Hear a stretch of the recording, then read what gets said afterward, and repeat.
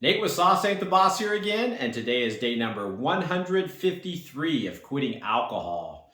Yesterday, I went back to one of my old vices of eating rich foods. And I went through a phase in my mid 20s, late 20s, where I was eating a lot of junk food, a lot of sweets, a lot of fried foods. And I wasn't drinking as much alcohol back then. It got worse over the years, but I was subsidizing some of the alcohol back then with just really nasty foods. And as a result, my weight ballooned all the way up to about 235 pounds back then in my mid to late 20s. And I kind of hovered around that for a long time until I lost some weight and finally broke free from that food addiction. But that lasted I remember being like a good 5 years where I just was just drawn to eating just crap. And, I guess that goes to talk a little bit about my self control and discipline. And that's one of the things I'm working on and learning about myself. Kind of just an all or nothing guy. I've always been that way. So when I do something, it's just all the way. And it's good in some aspects sometimes when you're doing something that's kind of good and important, but in some ways it's not. And so just something I've definitely learned about myself and I'm working on. But so yeah, yesterday being Christmas, we made a really rich meal. I did prime rib. We had mac and cheese and potatoes and lots of desserts afterwards. And during the holidays, there's a lot of that stuff out there to eat. And I haven't been eating like that for a long time, at least a good couple of months. I splurged a little bit for Thanksgiving, but not to the extent I did yesterday.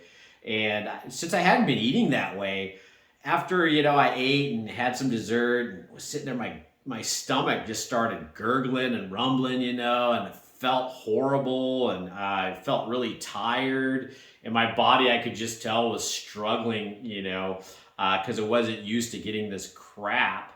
And I felt horrible, and so as a result, I kind of let that feeling try to pass, and then I ended up getting on the treadmill on Christmas evening and doing 5 miles. I kind of walked at a brisk pace just to kind of burn some of that off and hope to get to feeling better and stuff. But it made me really think about how when you don't do something for a while, like drinking, like eating bad foods, and then you reintroduce it, even eating it, I didn't get the joy that I thought I was. I kind of built up in my mind, oh yeah, I'm going to splurge on Christmas. This is going to be some great thing.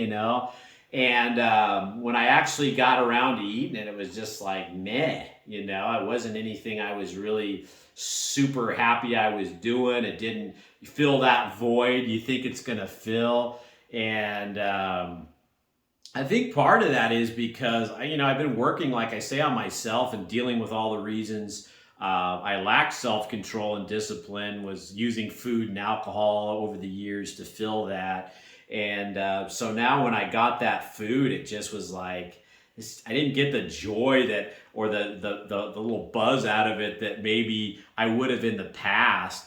And it just made me feel bad. And I thought, it's the opposite of the direction my life is heading in, which is healthful and working out and getting in shape and feeling good and working on myself. It was like taking 10 steps forward and then taking one step back yesterday. And I realized that that's exactly how I would feel if I went back to drinking the alcohol. And there's days, like I've talked about, where I've had cravings to go back to the alcohol. And it would be the same thing, though. I built it up in my mind like, oh, it would be great to have a drink or something like that. But the reality is, I know it wouldn't be the thing that it used to be for me, because I've worked on myself so much. And also, it just feels so horrible going back to something like that after you've done so good being away from it. And it would leave you just feeling regretful. Like I felt regretful for eating that way yesterday. And I didn't go like crazy overboard, but I did have a few pieces of pie and ice cream for dessert, and just all that mixing around in there just was nasty.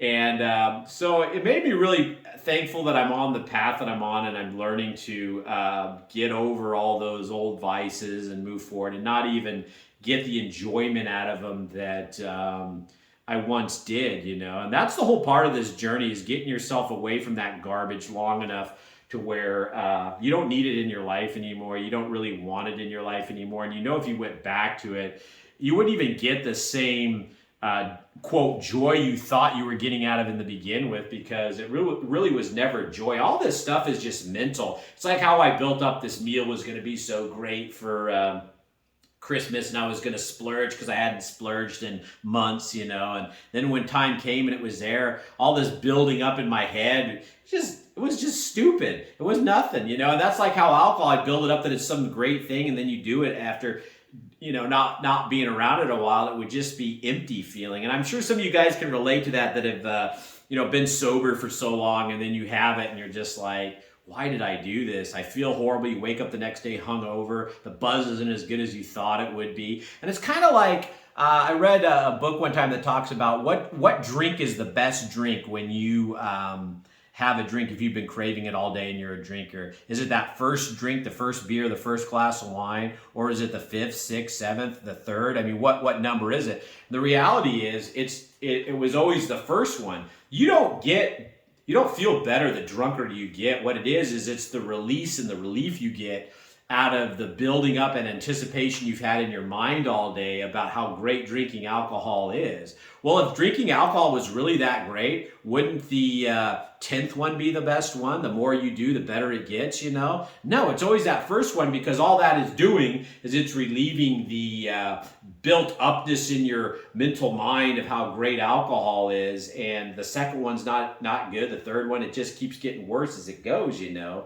And so a lot of this stuff that we build up in our mind, just like I did with this meal for Christmas, was just a bunch of BS we do in our heads. And alcohol is the same way. And so something to think about is that a lot of this stuff that we do is just kidding ourselves, and mental just garbage that exists in our heads of how great, you know, rich foods are, or alcohol, or whatever your vice might be. And in reality, life gets so much better when you get away from that stuff and you start heading down the right path. And then when you experience some of that, you go, why was I ever doing this in the first place, you know? And so it was just interesting going through that yesterday, you know. And I had a dream here actually a few nights ago where I was drinking in my dream, and I woke up and I was just like distraught because I had, you know, felt like I had drank. And I remember even in my dream being like, why am I doing this? This isn't what I thought it would be, you know? And so, you know, I guess that means I'm probably making strides in my, you know, journey of quitting. And so it's good realizing these things. And I hope you guys give yourself enough time to where some of these things start happening to you too, where you can see that you're getting further and further away from it, and things are getting better and that kind of thing. So that's a topic for today. Just one of those deals where a lot of this stuff is just in your head that we build up with alcohol, and it's just really not doing us any good. And so if you guys are enjoying these videos, please give them a like, subscribe to the channel if you can, and most importantly, remember, sauce ain't the boss. You are. You guys have a great day.